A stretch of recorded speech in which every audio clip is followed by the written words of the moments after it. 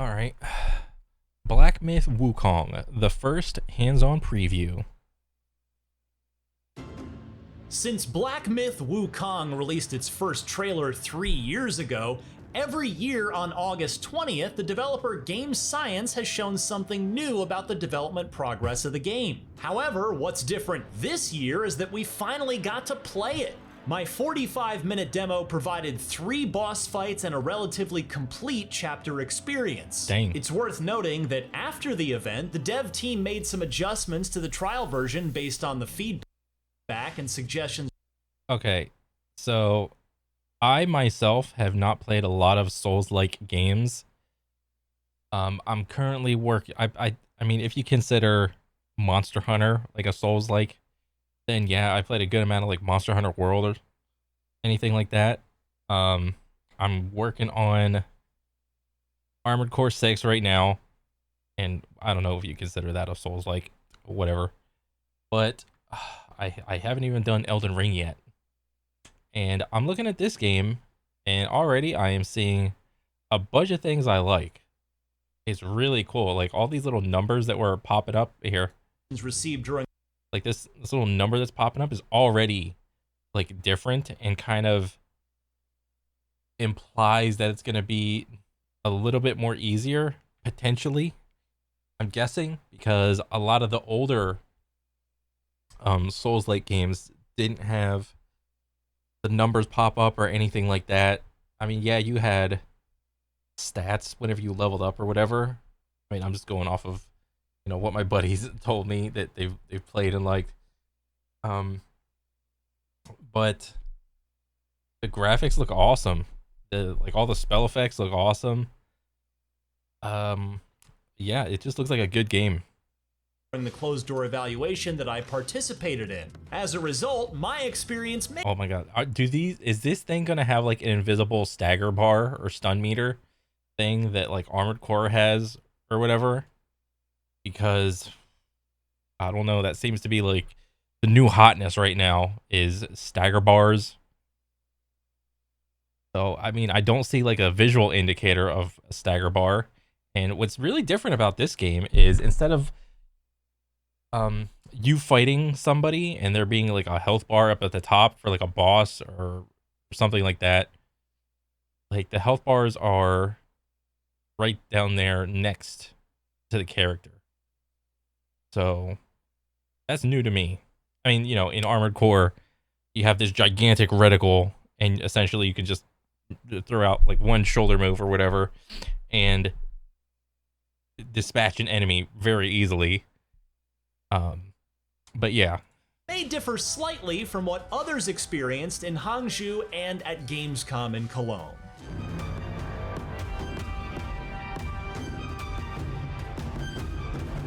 Due to time limitations, this trial version did not include the level up system. However, it provided players with a set of skills and equipment that will be obtained in the mid-game of the final version. In addition to basic light and heavy attacks, the protagonist's attack stances can be switched between 3 different postures, including smash form, pillar form, and thrust form at any time. ooh, wasn't that kind of reminiscent of Sekiro, I think? And I think don't most Souls players regard Sekiro as like one of the hardest or harder Souls games, if I recall correctly. So if I remember, the thing you want to do in Sekiro is always be attacking and then just parry shit off. But if you have this little stance thing, this kind of reminds me of something similar, where you're always changing stances, or you're just dodge or whatever. If you, I don't know if this game has a block system or a parry system. So it might be the meta of just always be attacking. ABC, always be attacking.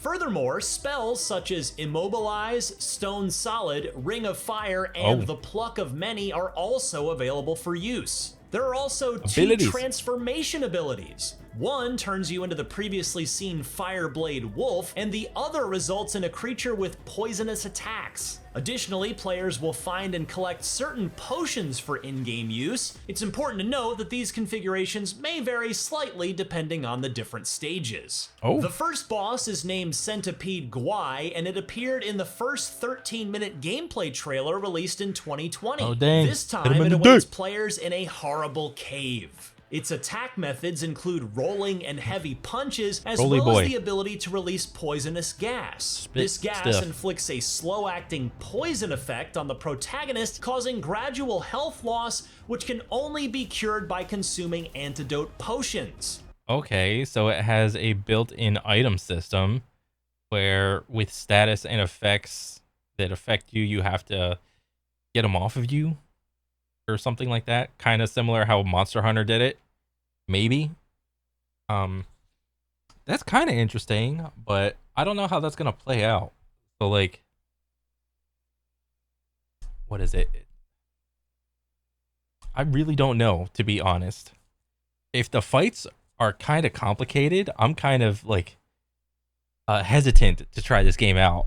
I mean, because I don't know, Souls games, I guess, are kind of easy-ish, or I don't know, they're like kind of in the middle of difficulty. It kind of depends really on how good like pattern recognition is and so on and so forth. And then on top of it, you want to throw in like status ailments and items that can cure it, which is another level of gameplay. Your core players are going to like it, but I don't know how successful that's going to be in, I don't know, grabbing new players. Maybe. I mean, I'm not going to hold it against the game. I kind of want to try it out. However, this boss is considered relatively easy overall in terms of difficulty for this trial version. After becoming familiar with its attack patterns, most players should be able to defeat it easily. The second boss is the I mean, well, yeah. The game is designed to lose. The game is designed for you to beat it. You just have to figure out the attack patterns and just work around them. It just so happens that some people are good at pattern recognition and other people suck ass at pattern recognition. And I tend to fall under the category of I suck ass at pattern recognition. Cock Chief, as seen in Cock Chief? Or wait, no. It was supposed to be McCock Chief. in the Snow Mountain of the 2021 trailer. This time, players can experience the sequence just as it was shown. You can observe how the protagonist's movements and combat in the snow-covered terrain dynamically affect the accumulation of snow in real time. This battle also holds a secret. If the Macaque Chief's health is reduced to half within a certain time, it triggers his second phase. Oh, dang. To encounter the monkey with wings, the protagonist needs to venture deeper into the scene. In this state, the monkey's aggression, attack range, and attack patterns all increase significantly.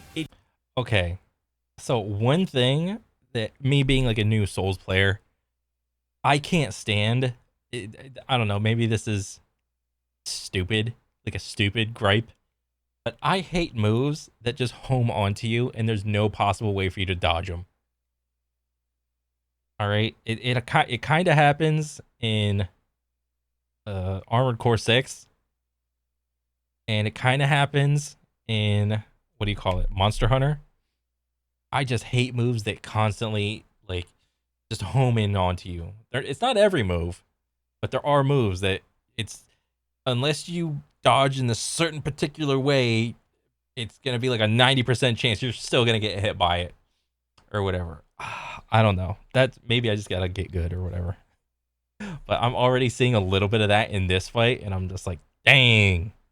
It gains the ability to launch aerial assaults against the player, making for a thrilling and intense encounter. The third boss is the Tiger Vanguard, who appeared. Bro, I feel like I'm playing an adult Kung Fu Panda. The monkey boss, the tiger boss, the mantis boss. This is literally adult Kung Fu Panda.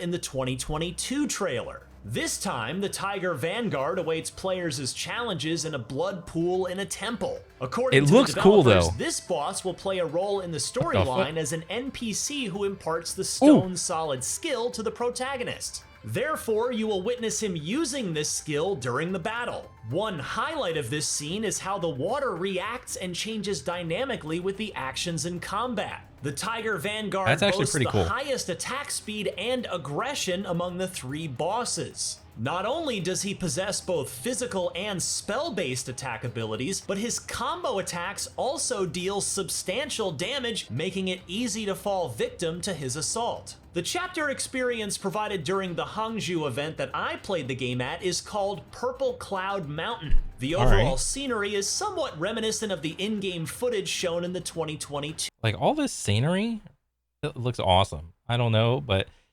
this kind of reminds me of like a more vibrant Shadow of the Colossus.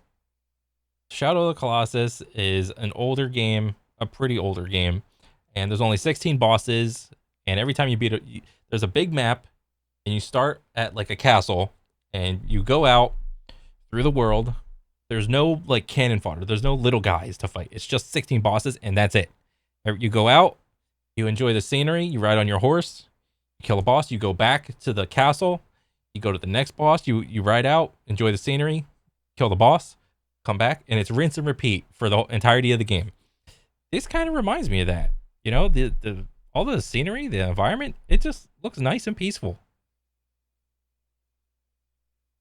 Trailer. This is a relatively complete level experience featuring various environments such as forests, villages, and temples. There are also as many as 4 or 5 types of enemies waiting for players along the way.